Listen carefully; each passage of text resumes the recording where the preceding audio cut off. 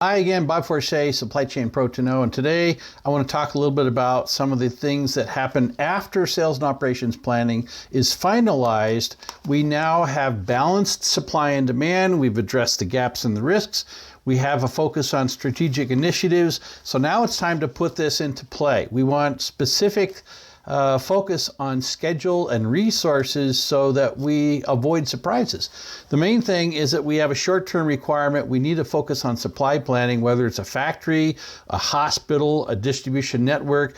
In each case, if we have not validated the availability of critical resources, whether that is raw materials, whether it's labor, machine time, key suppliers and commodities, then we're probably shortcutting, and if that happens, we're in for some surprises that might not be real pleasant. So the idea is we don't want surprises. We want to know with high certainty going in that we have all the resources we need at the right point at the right time. That's the key thing. So validating this is very important. If we skip this or try to shortcut around it, inevitably it's going to have issues that are very hard to overcome because we are now reactive instead of proactive.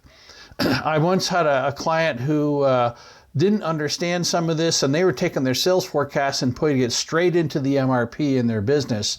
They were completely skipping all of the risk analysis and the validation of key resources. And so when the factory would try to execute, they continually ran into problems. Key supplies weren't available, capacity was not aligned, they didn't have the resources at the right time, and they were really, really suffering. Their on-time delivery went down way low, way below 50%.